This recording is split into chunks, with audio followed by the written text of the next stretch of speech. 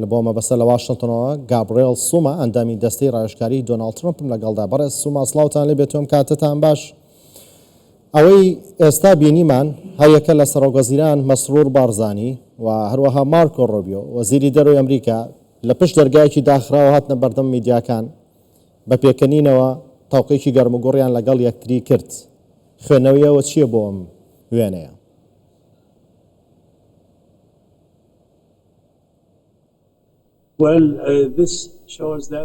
ئەمە نیشانەی ئەوەیە کە پەیوەندێکی باشمان لەگەڵ هەرێمی کوردستان هەیە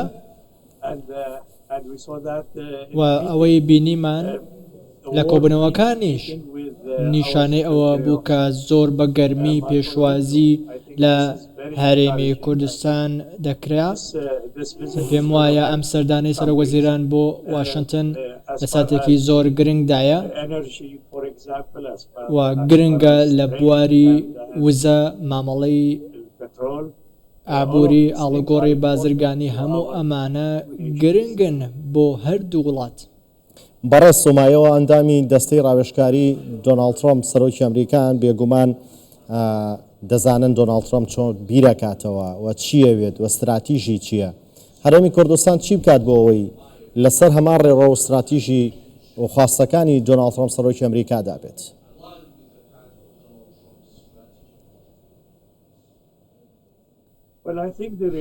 من پێم وایە پەیوەندیەکانی نێوان سەرۆک ترۆمپ لەگەڵ هەرێمی کوردستان پەیوەندیەکی زۆر بەهێزن. من بیرمە لە چەندین بۆنەدا سەرۆک ترۆمپ ئاماژەی بە کورد داوە وە گەلێکی بەهێز قارەمان وە گەلێکە بۆ مافەکانیان دەجەنگن. ئەمە نمونەیەکی گشتیە و بە ئاشکرا سەرۆک ترۆمپ ئەم نمونانەی ئەم قارەمانیەتی گەلی کوردی ئاشکرا کردو و نیشانی تەواوی جیهانی داوە. و دوای سەرهەڵدانی داعش لە عێراق وەرچەرخانێکی گەورە بوو بۆ پەیوەندیەکانی هەرێمی کوردستان و ئەمریکا. هەرێمی کوردستان پێکەوە هاوبەش بوون لەگەڵ ئەمریکا لە ڕوبەڕبوونەوەی داعش و ئەمەش هەر لە داهاتوودا بەردەوام دەبێت ئەم پەیوەندە بەهێزە. بەڵێ وەکو ئێوە باستان کرد کە دۆناڵد ترۆمپ چەندین جارەوە لە چەندین بۆنەدا باسی لە بەهێزی کورد و هێزی پێشمەرگەی کوردستان کردووە لە ڕوبەڕۆی تیرۆر بە تایبەت داعشدا. ئەمە ئەو ڕۆ بوو کە هەرێمی کوردستانی پێناسرا بوو لە ڕابردوودا. دەتوانین بڵین لە ئێستا بەدواوە ئێمە دەتوانین ڕۆیەکی دیکەمان بە ئەمریکا بناسێن و نیشانی بدەین کە ئێمە لەگەڵ استراتیژەکانی ئەمریکا هاوتەری بین، ئێمە خاوەنوزەیەکی زۆرین و ئەمریکا توانێت و بەرهێنانی تێدا بکات و ئاڵوگۆڕی و بەرهێنانمان هەبێت.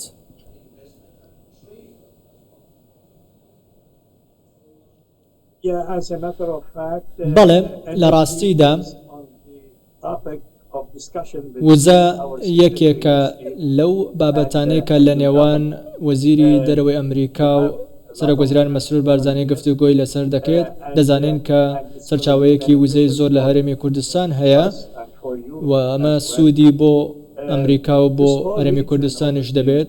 تەواوی هەرێمی کوردستان تەواوی ناوچەکە عێراق و هەرێمی کوردستان چەندین سەرچاوەی وزەی ناوازە و گەورەیان هەیە و عێراق دووەم گەورەترین و بەرهێنەری نەوتە لە ئۆپێکدا و ئەمریکاش بەرژەوەندی هەیە لە ناوچەکە.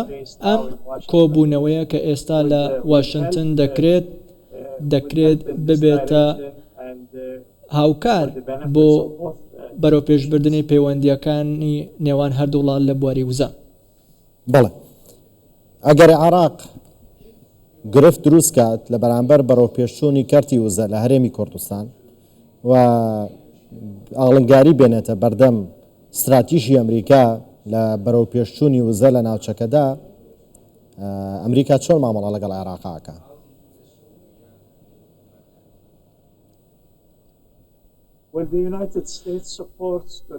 ئەمریکا پشتیوانی لە کوردستان دەکات. من بیرمە لە بۆنەیەکدا ئەو کاتەی کە عێراق دەیانویست هێزەکانی ئەمریکا لە عێراق بکشێنەوە. Now we don't hear about removal of US forces. ئێمە چاومان لەوە بوو کە ئەم هێزانە بهێنینە هەرێمی کوردستان. هەرێمی کوردستانیش ئەو ویستەی هەبوو. ئەمە دەرخەری ئەوەیە ئەم پەیوەندی نێوان هەرێمی کوردستان و ئەمریکا چەندە بەهێزە. ئێمە ئەم پەیوەندی نێوان ئەمریکا و هەرێمی کوردستان بەرز دەنرخێنین، ستایشی دەکەین. I think that's من پێم وایە ئەمە شتە ڕاستەکەیە کە ڕوودەدات. بەڵێ لە چەند ڕۆژی ڕابردوودا لێدوانی گرنگ و کاریگەرمە بینی لەلایەن بەرپرسانی باڵای ئەمریکاوە سەبارەت بە پاراستنی قاوارەی هەرێمی کوردستان و پاڵپشتیکردنی هەرێمی کوردستان، یعنی بە شێوەیەکی گشتی لە دوای سەردانی سەرۆکوەزیران مەسرور بارزانی بۆ واشنگتن هەست بە گەرم و گۆڕیەکی زیاتر، پاڵپشتێکی زیاتر لە ئەمریکاوە کرێت بۆ هەرێمی کوردستان، هەست بە گۆڕانکاریەکە کرێت. ئەمە لە چیوە سەرچاوەی گرتووە؟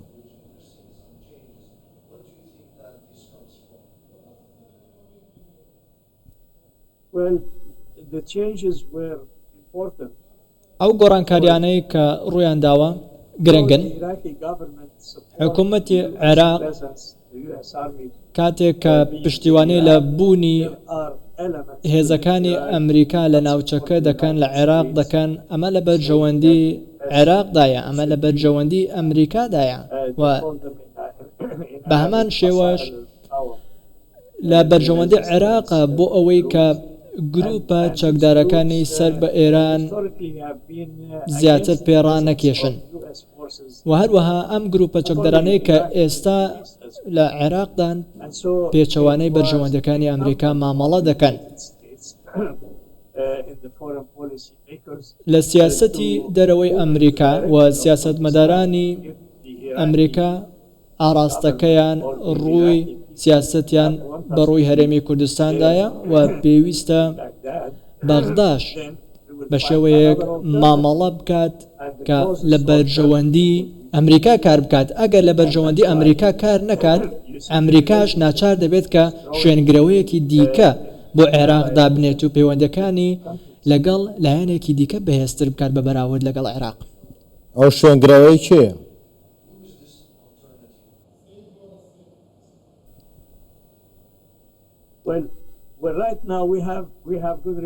ئێستا وەکو ئێستا پەیوەندێکی باشمان لەگەڵ بەغدا هەیە، بەڵام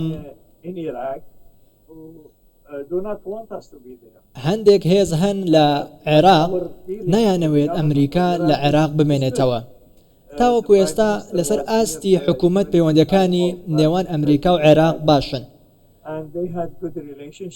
لە سەردەمی ئیدارەی بایدنەوە تاوەکو ئێستاش پەیوەندەکان باشن و عێراق ڕازی بوو بەوەی کە هێزەکانی ئەمریکا لە وڵاتەکەیان بمێنەوە و لە چوارچەوەی سیاسەتی خۆیان بۆ ڕوبەڕووبوونەوەی داعش. و پێشنیازێکیش دانراوە کە تاوەکو کۆتایی ساڵی داهاتوو هێزەکانی ئەمریکا لە وڵاتەکە بکشێنەوە. ئەمە بە گوێرەی ئەو ڕێککەوتنەی کە کراوە لە نێوان ئەمریکا و عێراق. ئەمریکا استراتیژەت و بەرژەوەندی خۆی لە ناوچەکە هەیە.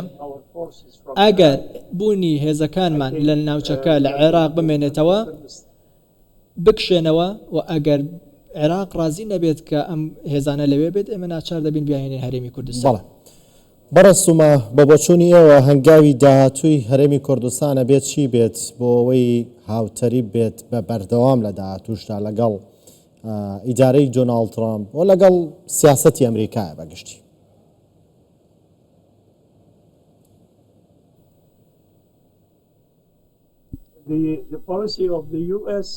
سیاسەتی ئەمریکا پشتیوانی لە هەرێمی کوردستان دەکات. ئێمە لەو باوەڕێداین پەیوەندەکانمان لەگەڵ هەرێمی کوردستان پەیوەندێکی بەهێزە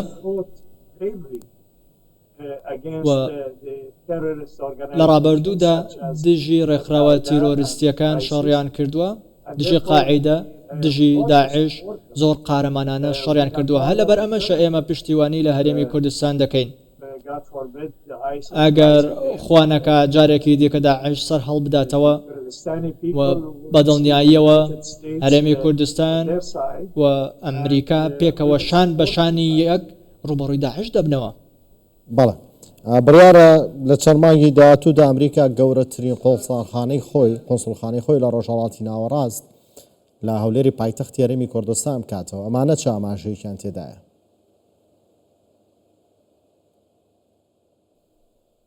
Well, the Kurdistan region is a huge هەرێمی کوردستان هەرێمێکی گەورەیە. people of Kurdistan گەلی کورد are close friends and allies to the دۆست United و States.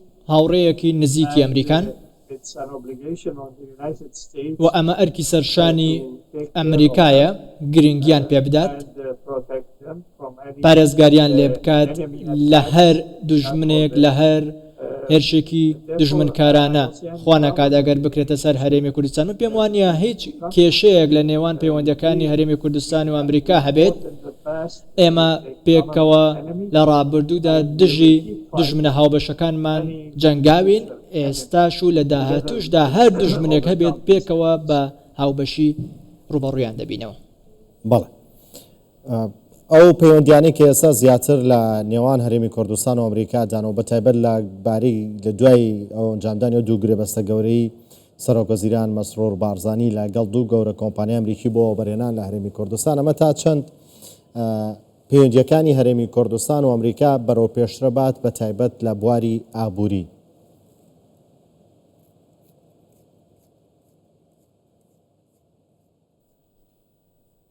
Well, it's going to help the region. بەڵێ ئەمە پشتیوانی و هاوکاریەکی گەورەیە بۆ Well, هەرێمی کوردستان. oil when you have energy. کاتێک کە تۆ وزەت هەیە، کاتێک کە نەوتت هەیە، سەرچاوی وزەت هەیە، That means you're going to have ئەمە مانای وایە کە تۆ داهاتوویەکی باش دەیە. Saudi Arabia, for example, سەیری سعودیا کە بەنمونە، one of the wealthiest سعودیا countries in the یەکێکە world. لەو وڵاتە دەوڵەمەندانەی United States لە جیهاندا هەیە President Trump, و during his visit سەرۆک from ترامپ لە کاتی سەردانەکەی بۆ سعودیا Qatar سەردانی قەتاری کرد، سەردانی ئیماراتی کرد، to bring with him ئەو توانی بە بەهای 4 تریلیۆن دلار و بەرهێنان happened in the history of بکات ڕێکەوتن واژۆ بکات لەگەڵ ئەم سێ وڵاتە. So I think your region من پێم وایە هەرێمی کوردستان should pay good attention to شایەنی because ئەوەیە you کە are سەرنجێکی زۆر باشی a wealthy nation. سەرنجێکی زۆر باشی لەسەر بێت بۆ ئەوەی ببێتە هەرێمێکی گەشە سەندوو.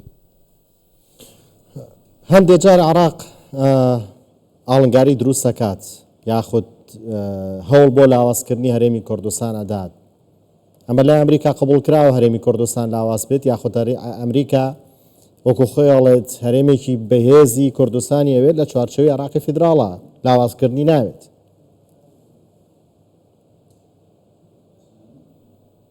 Well, now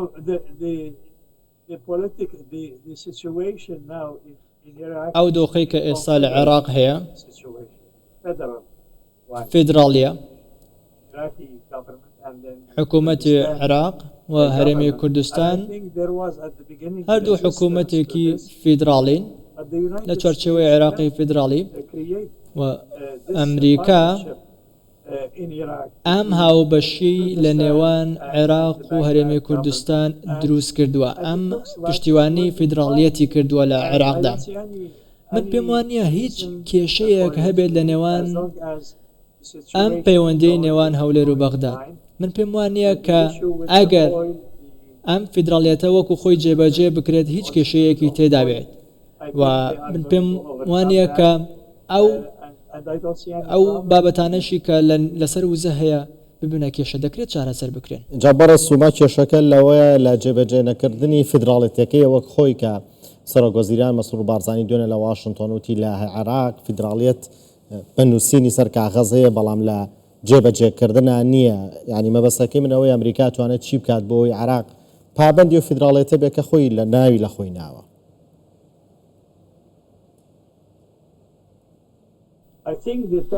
من پێم وایە ئەوەی ئێستا لە ئەمریکا هەیە پشتیوانی لە فیدراڵیەتی عێراق دەکات.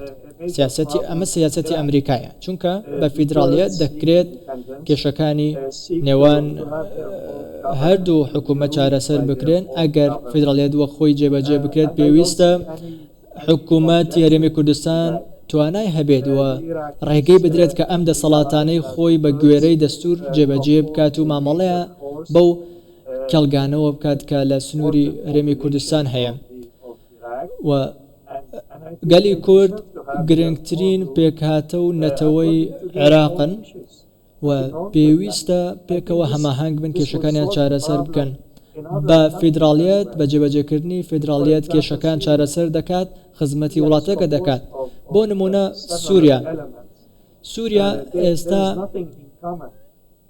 دۆخەکەی ئاڵۆزە و ئەو پێکهاتانەی کە ئێستا لە ناوچەکەدا هەیە تا ڕادەیەک پەیوەندیەکی بەهێزیان نییە وەک هەرێمی کوردستان و عێراق بەڵام من پێم وایە لە داهاتوودا دەکرێت ئەم پەیوەندیانەیان لە نێوان پێکاتەکاندا بەهێزتر بکەن و هەمان فیدراڵەتی عێراقیان هەبێت.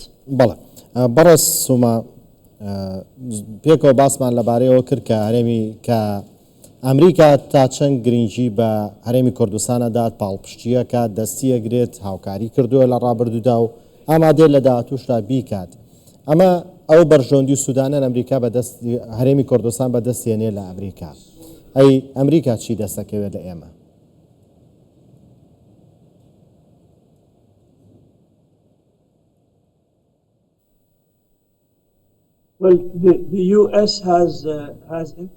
ئەمریکا بەرژەوەندی لە تەواوی جیهاندا هەیە لە جیهانی عەرەبیش بەرژەوەندی هەیە من پێم وایە هەرێمی کوردستانیش لەگەڵ ئەم جیهانە عەرەبیەیە و هەرێمی کوردستانیش بەشێکە لەم جیهانە کە بەرژەوەندی ئەمریکای تێدایە و ئەو کۆمەڵگە جیاوازانەی کە لە هەرێمی کوردستان دەژین گەلی کورد گەلێکی فرەپێکاتەیە و ئەمەش شوونیەکە لەگەڵ سیاسەتی ئەمریکا و وەک ئەوەی پێشتر ئاماژەم پێدا ئێمە دژمنی هاوبەشمان هەیە پێکەوە ڕوبەڕووی دژمنەکانمان بوونێتەوە من پێم وایە ئەم پەیوەندیانە زۆر بەهێزن لە نێوان ئەمریکا و هەرێمی کوردستان دەکرێت زیاتر و زیاتر قوڵ بکرێنەوە پەیوەندەکان لە بواری وزان لە بواری بازرگانی لە بواری بەرهێمنانی نەوتن هەموو ئەم شتانە لە بەرژەوەندی ئەمریکان و دەکرێت زیاتر و زیاتر سەرنجیان لەسەر بێت لە هەرێمی کوردستان. بەڵێ کەوا بێت ئێستا و سیاسەتی ئیدارەی ترامپ گرتووتە بەر زیاتر ئابووریە کارکردن لەسەر پرسی ئابووری و پەیوەندی ئابووری و بازرگانی لە نێوان ئەمریکا و وڵاتانی دیکەش لەم نێوەندە شاوکوی و باستان کرد کارێمی کوردستانیشە لەو چوارچێوەیە پەیوەندیەکانی ئەم پەیوەندیە بۆ هەرێمی کوردستان تا چەند گرنگە و بەتایبەت لە بواری وزە هەرێمی کوردستان ئەتوانێت چی بێت دواتر لە داهاتوودا چ کاریگەریەکی لەسەر وزەی جیهان هەبێت بە پاڵپشتی و بەوە بەرهێنانی ئەمریکی؟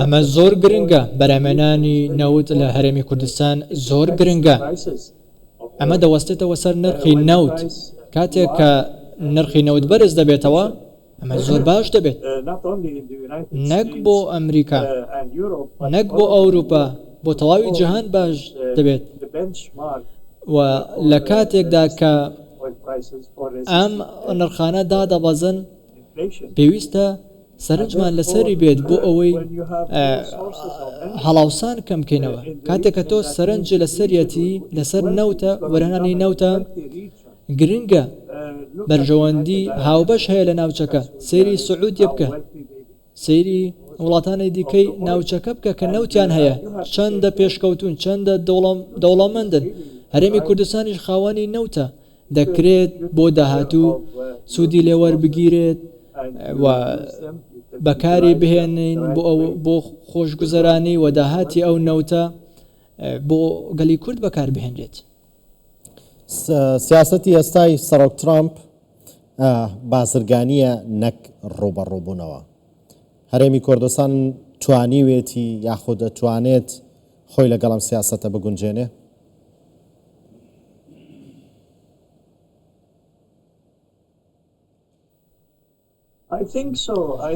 من پێم وایە هەرێمەکەتان لەگەڵ ئەو سەرچاوانەی کە هەیەی و گەلی کورد ئێستا سەرنجی لەسەر سەقامگیریە چاوی لەسەرەوەیە کە ئابوووریەکی باشی هەبێت کاتێککە وڵاتێک سەرچاوی داهاتی هەبێت سەرچاوەیەکی دەوڵەمەندی هەبێت ئەمە دەکرێت لە ڕووی ئابوووریەوە وڵاتەکە بباتە پێشەوە و دەکرێت ئەم داهاتە لە بەرژەوەندی گەلی وڵاتەکە سەرف بکرێت و ئەو شتەی کە ئەوەی کە لە قەتەر ڕوویدا من پێم وانە کە لە سەرانسەری جیهان شتێکی وە ڕوویدا بێت لە قەتەر بەهۆی ئەوەی کە سەرچاوەیەکی وزەی بەهێزی هەیە داهاتەکەی سرف دەکرێت بۆ وڵاتەکە تەواو بۆتە وڵاتێکی گەشە سەندوو ڕێگەی جوان هەیە شەقامی جوان هەیە و دەکرێت ئەم گەشە سەندنە بگوازرێتەوە بۆ هەرێمی کوردستان چونکە هەرێمی کوردستانی سەرچاوەیەکی وزەی دەوڵەمەندی هەیە. بەڵێ بەڕێز گابریێل سومە ئەندامی دەستەی ڕاوێژکاری دۆناڵد ترۆمپ لە واشنگتنەوە لەگەڵماندا بوون زۆر سپاس بۆ کاتەی بەیەمەتاندا.